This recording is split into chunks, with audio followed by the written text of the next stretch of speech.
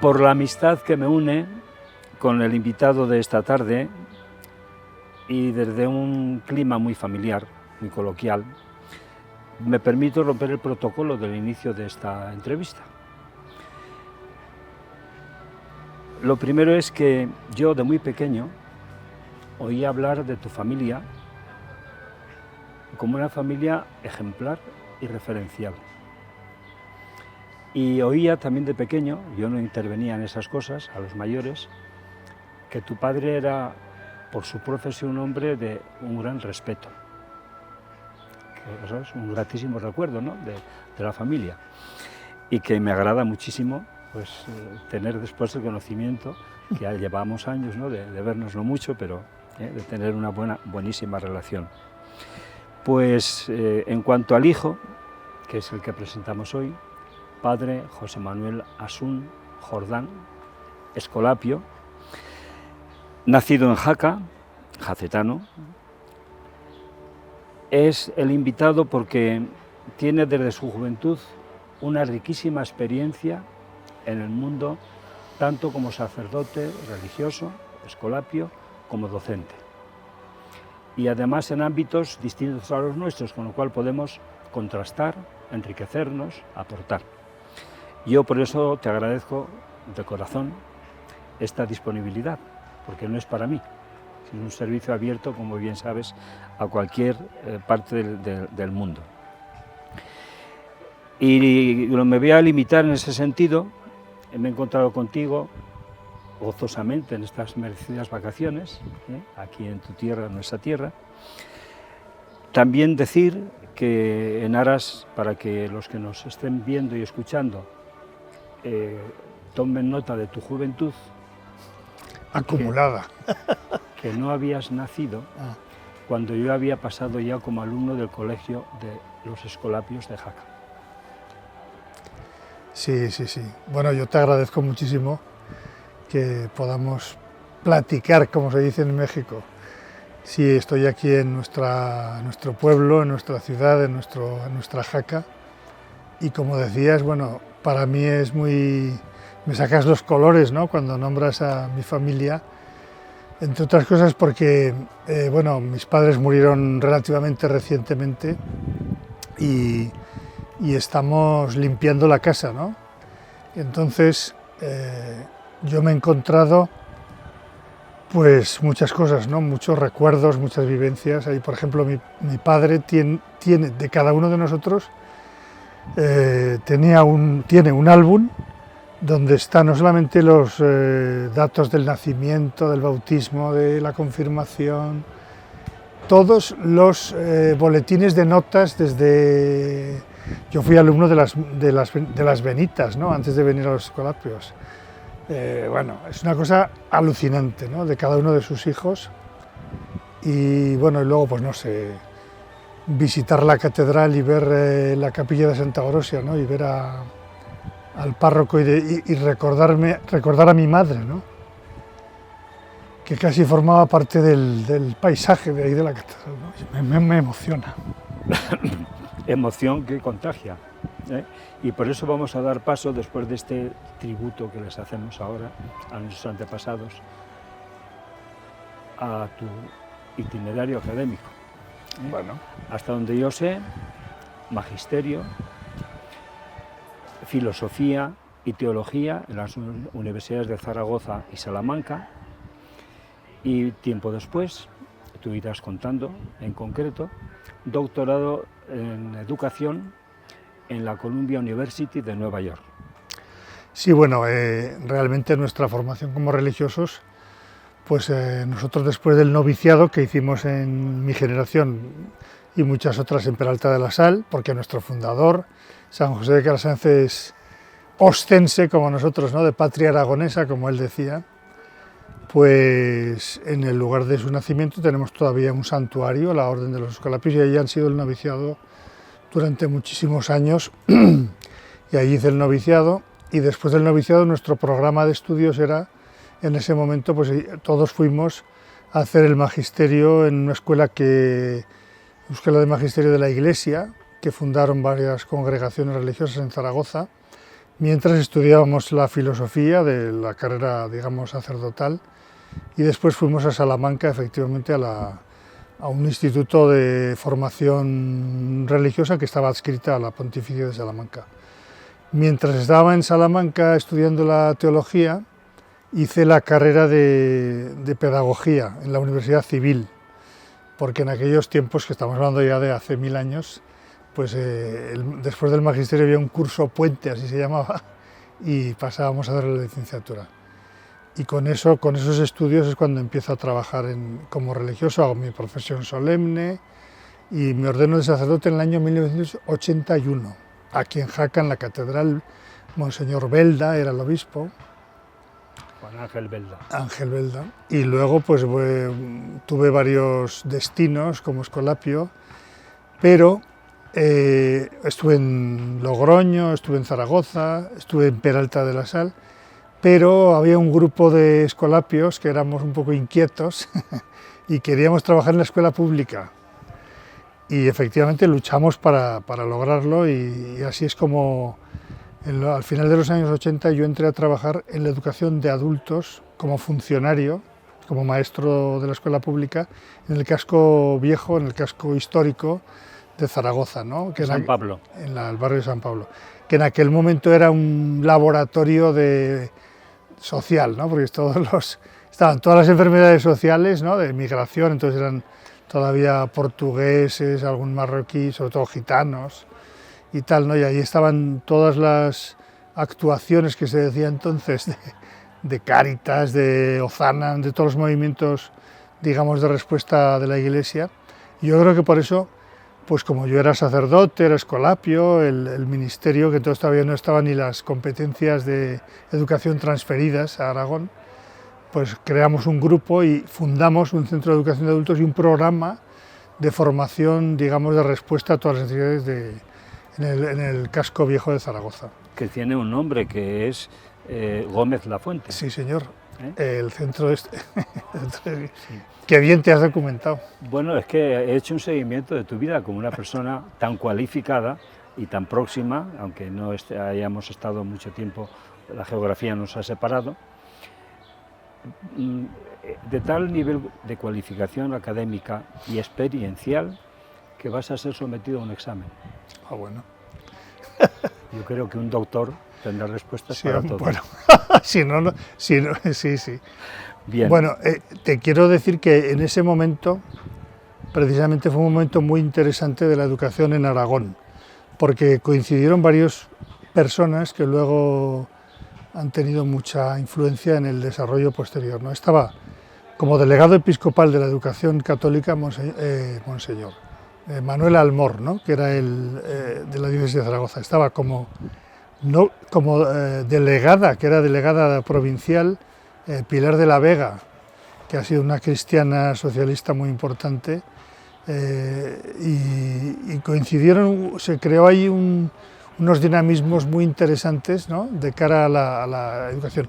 También hay que recordar que en aquellos momentos, pues bueno, hay una apuesta muy importante por la educación, tanto pública como, sobre todo pública, por parte del Estado, y se crean muchas acciones para dar oportunidad a mucha gente que en su día no había tenido pues la posibilidad de tener formación básica y tal, ¿no?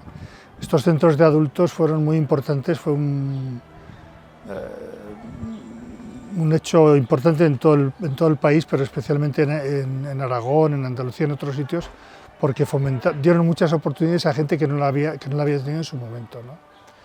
Y bueno, pues nosotros, o yo colaboramos en aquel momento en ese proyecto, que fue muy, muy fuerte para mí, en el sentido de que nosotros los escolapios tenemos ahí un colegio, ¿no? El Colegio de Santo Tomás, un colegio pues históricamente muy importante, que ha hecho un servicio tremendo a la Iglesia, a la sociedad. Zaragoza, bueno, desde, no sé, por nombrar algo, pues en la Gran Independencia el padre Bogiero, ¿no? Y otros héroes en muchos momentos, Goya fue alumno, en fin, la historia es tremenda. Siempre ese colegio había tenido una vocación, digamos, de servicio social, ¿no? Siempre tenía una sección que se llamaba de gratuitos, que atendía a personas sin recursos o de bajos recursos y tal. Entonces yo me sentí un poco heredero de aquella filosofía al ir precisamente al barrio que está detrás del colegio y que pusimos en marcha todo ese proyecto, ¿no?, de formación de personas adultas, de personas que habían sido expulsadas del sistema educativo, y hacíamos eco de tantas ideas educativas, pues de Freire, ¿no?, de todo aquello que en aquellos momentos estaba muy vivo, ¿no? Bueno, fue muy bonito, fue muy intenso, fue muy interesante y hicimos muchas cosas muy chulas, que se dice ahora, ¿no? Y la verdad es que fue un servicio muy importante y muy interesante. Y de alguna forma, si me permites un juicio de valor positivo, es que muy acorde con la idea fundacional de San José de Calasanz. Absolutamente, tú lo has dicho mejor que yo. No. Vamos al examen, así un poco sucinto, porque tienes tanto que contar, nos pasaremos aquí varios días.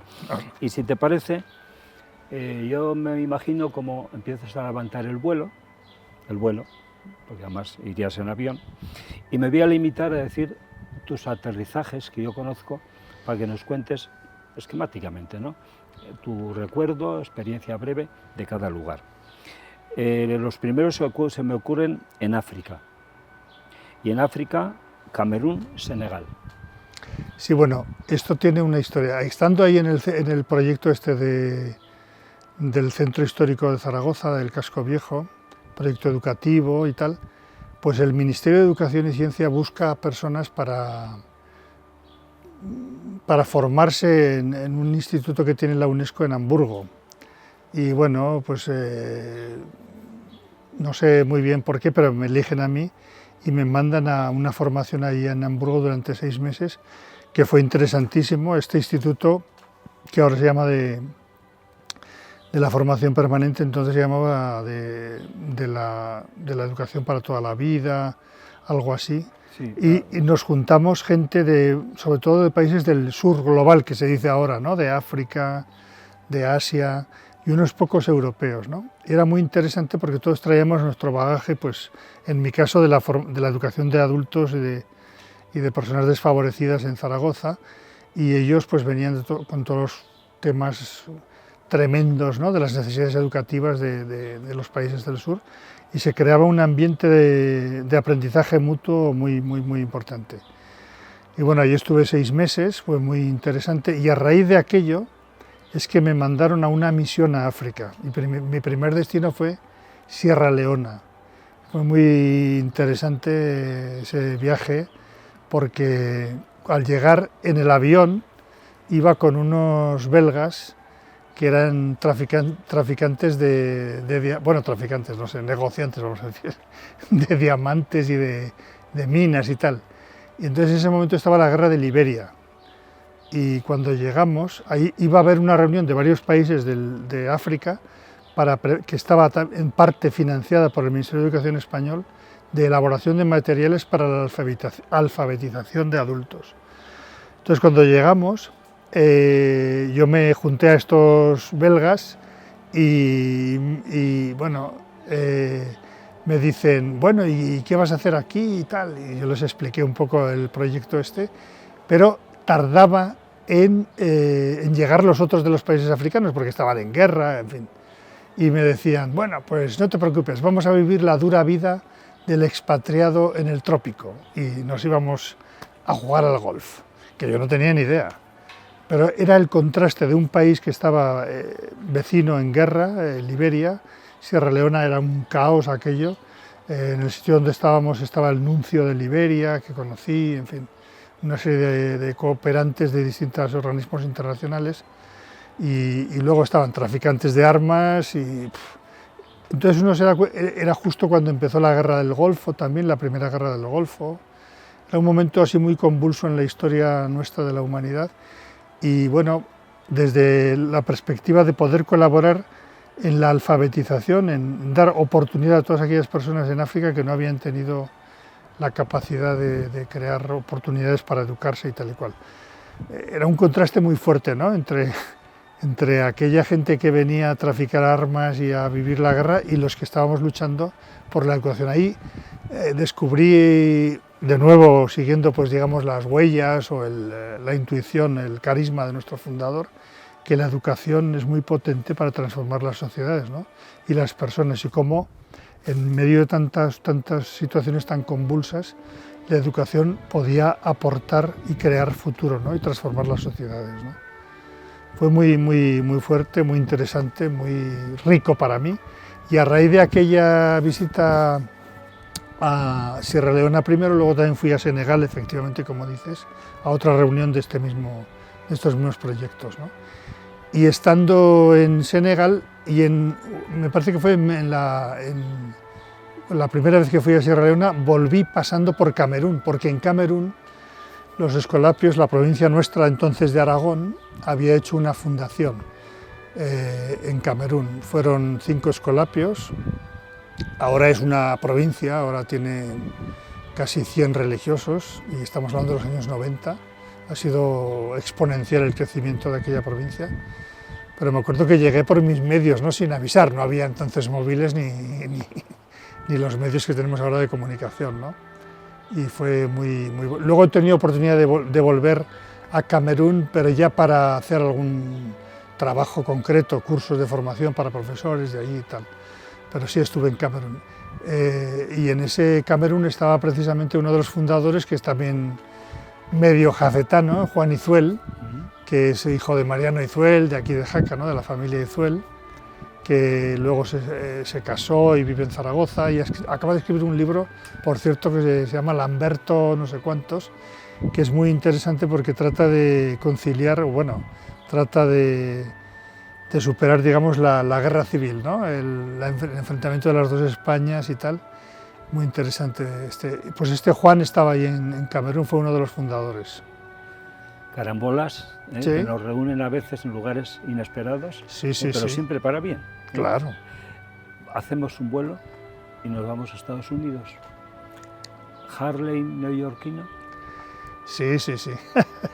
Bueno, estando en este trabajo de educación de adultos, pues yo pido, allí estaba un gran amigo nuestro, ¿no? Ángel Bueno, que fue alcalde de Sos y fue director general precisamente de este ámbito cuando estaba yo allí, y pido una beca para estudiar un máster en educación de adultos. Y bueno, en aquel momento había un centro de formación en Nueva York, en la Columbia University, y bueno, pues me lo conceden la beca y me voy para allá a estudiar la maestría. Además, o el máster.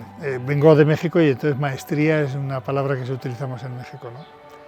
Pues resulta que los Escolapios teníamos y tenemos una parroquia que está unas pocas manzanas, ¿no? de donde está esta universidad, y está precisamente en el Harlem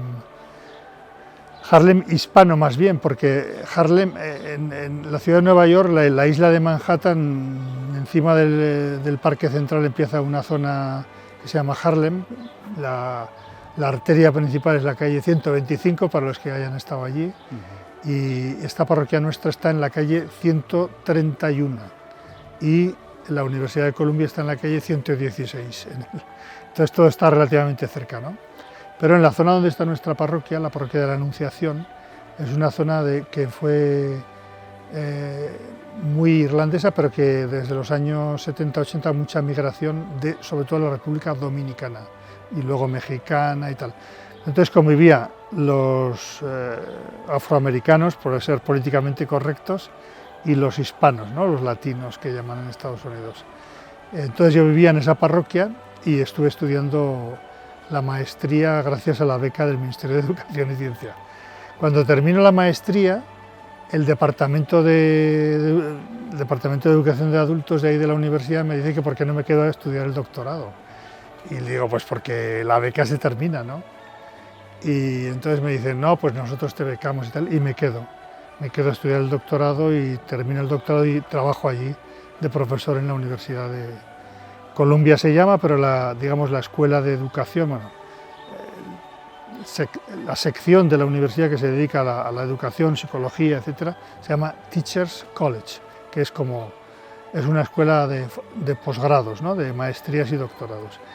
termino dando alguna clase de sociología de la educación y coordinando un programa de doctorado en educación de adultos durante unos años, hasta que en el año 2000, cuando las transferencias de educación a Aragón en concreto, pues me llaman y vengo a Zaragoza y coordinamos entre varios la creación de la Ley de Educación Permanente de Aragón.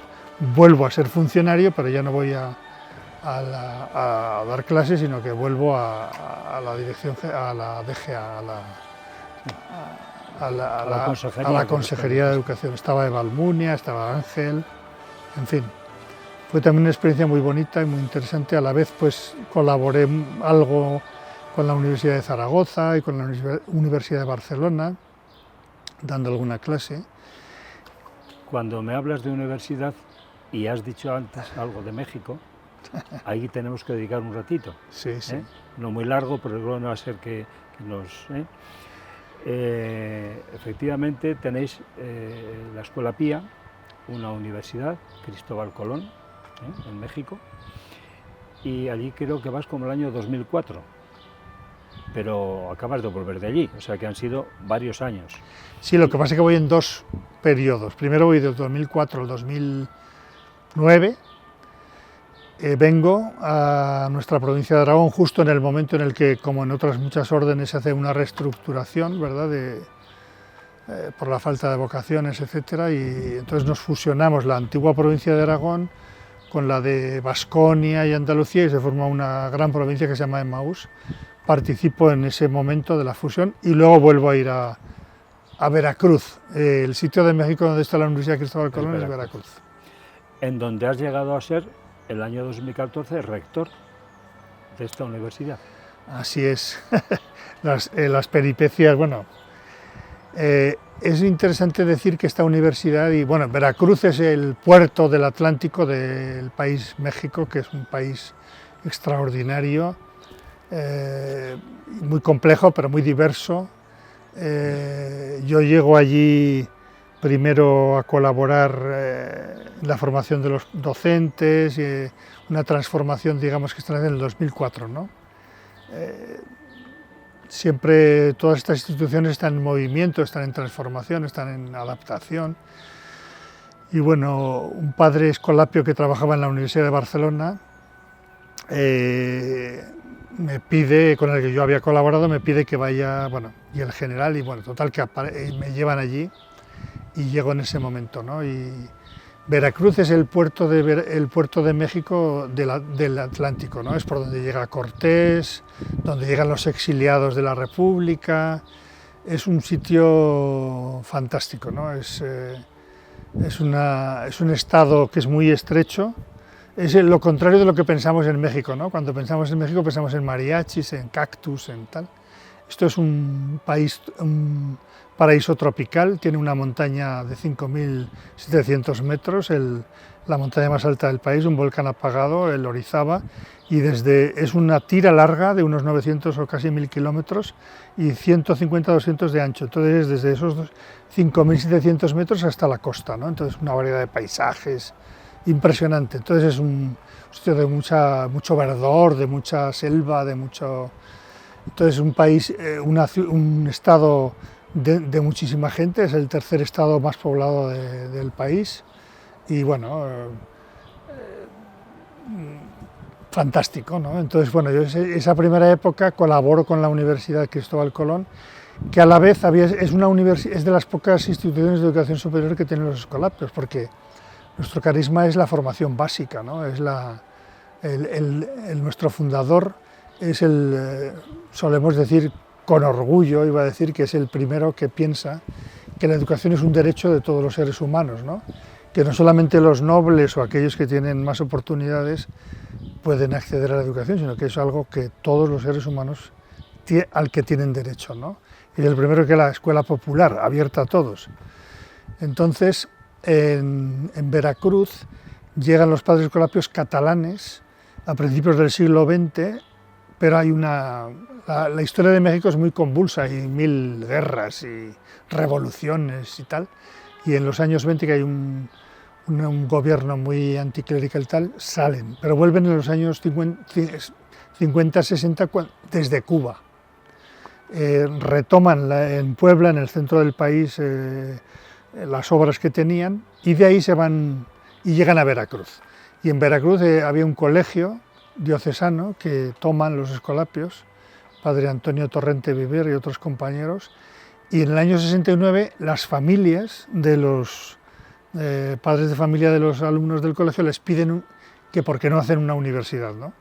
Y entonces empiezan una universidad que empieza con 4 carreras, ahí todavía se habla de licenciaturas, no de grados, y bueno, con el tiempo eso va creciendo y tal. Ahora cuando he salido yo, pues hay casi 60 programas, 30 de licenciatura y otros 20 y tantos de maestría y 4 doctorados, ¿no? Y hay de todo, desde medicina, escuela de negocios, ingenierías, etcétera, ¿no? Con una vocación muy fuerte de servicio a la sociedad, ¿no? Siempre con esa característica, digamos, escolapia, de estar muy cerca de las necesidades y formar a las personas para que colaboren, sean útiles, ¿no? El lema de Colón, de la Universidad de Cristóbal Colón, es educar para servir, para ser útiles, para transformar la sociedad, ¿no? O sea, muy, muy escolapio, ¿no? Entonces, bueno, ahí yo he vivido momentos complicados porque la segunda vez, cuando voy después de rector, cuando me pide el generalis de rector, la universidad está en quiebra, económicamente y reputacionalmente, y por un montón de razones que no vienen a cuento. Y bueno, pues nos toca a mí y a muchos otros que están allí, pues levantar aquello. Y bueno, ahora mismo, cuando yo he salido, ahora hace unos meses, pues la universidad está muy bien, en todos los sentidos. Pero no por mi trabajo, sino por el trabajo de toda la gente que hemos estado allí, ¿no?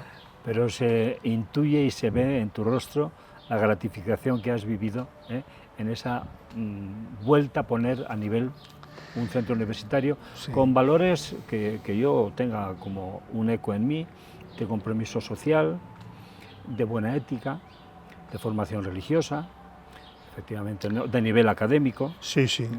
Bueno, como sabes, nuestro lema, ¿no?, de los Escolapios, Piedad y Letras, siempre tratamos de que la formación sea integral en ese sentido, ¿no?, de que en todos nuestros colegios, en todas nuestras obras educativas, no solamente procuramos que haya un buen nivel académico, sino también pues una evangelización, ¿no?, un desarrollo de la formación espiritual al menos, ¿no? México es un país muy laicista, ¿no? Desde principios del siglo XX, cuando hay una revolución, ¿no?, y luego pues bueno, se convierte en un país, digamos, muy laicista, pero es muy paradójico porque todos son súper devotos de la Virgen de Guadalupe, ¿no? Pero bueno, y hay mucha religiosidad y popular tremenda, pero pues oficialmente, digamos, es un país no laico, sino, digamos, que beligerantemente laicista, ¿no? O lo ha sido durante toda la historia del siglo XX. Entonces, por ejemplo, los religiosos que entraron en los años 50-60 no podían decir que eran sacerdotes, no podían ejercer ese oficio, ¿no? Entraban con oficio de sastre, de carpintero, de no sé qué. Y pues luego, bueno, todo el mundo sabía, está la anécdota famosa, ¿no?, de el padre tal que iba de sotana o de clerman, no sé, por la calle, le ponían la multa y le decía al policía que era su feligrés: bueno, cóbrate 2 para la próxima, ¿no?, porque esta ya... Entonces, en ese ambiente, sin embargo, en los colegios de Escolapios en México y en otros países, pues se procura desarrollar la espiritualidad, ¿no? A lo mejor no se podía abiertamente vivir, o bueno, catequesis, hacer una promoción directa evangelizadora, aunque ahora hay mucho más flexibilidad y más apertura, pero siempre el cultivo del ser humano integral, de la espiritualidad, ¿no?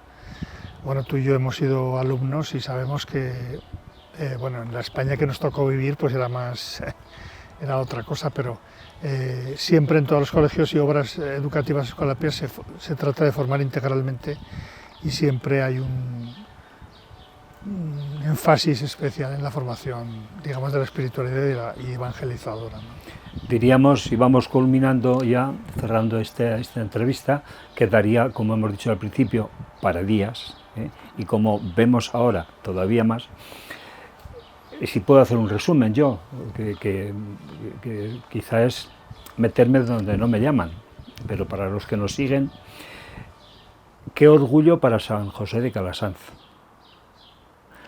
qué orgullo para Jaca tener un hijo tan ilustre en el mundo de la educación. Tú sabes que ahora hay un eslogan, y sobre todo Manos Unidas este año lo ha asumido y reiterado constantemente, que la educación es la salvación de las personas y del mundo, y la transformación a mejor de tantas lacras como hay y tantas cosas que también has recordado. Yo diría que orgullo a San José de Calasanz, para los que no lo tienen tan familiar, tú lo has recordado antes, aragonés, 1557, nace en Peralta de la Sal, y ya en 1648 funda en Roma el primer colegio europeo abierto a todos, gratuito, porque creía que todos tenían derecho a la educación. Me estoy reiterando, pero es bueno que la gente escuche esto, porque los conceptos, las informaciones, se hacen muchas, diríamos, confrontaciones que son leyendas, ¿no? Y cada uno, según quien le informa, luego habla, incluso pues con autoridad, ¿no? Y la autoridad es un poco saber y mucha ignorancia. El mundo es muy complejo, con lo cual también es difícil conocer. Entonces, ha sido un discípulo muy fiel al fundador. No sé si mis superiores dirían lo mismo, pero bueno. Bueno, pero la trayectoria, no se puede negar que has estado en la encrucijada, en todas partes, bajo el lema de piedad y letras. Sí. Y eso es la salvación del ser humano. Así que gracias, no soy nadie para agradecer una labor tan grande, porque sería medio mundo.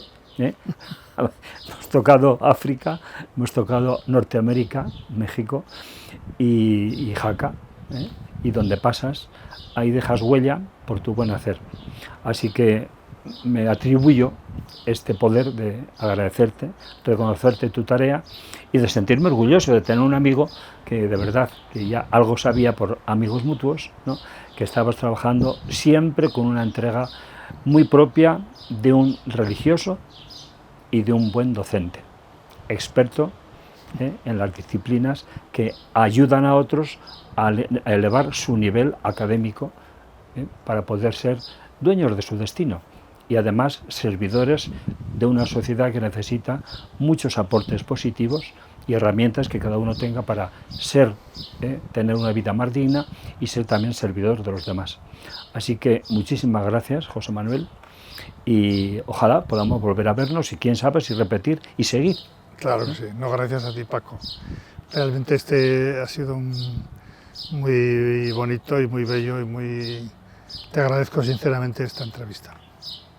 Pues gracias de parte de los que en distintos lugares del mundo, distintos, también en el Caribe, seguramente mañana o pasado nos están viendo. Muy bien.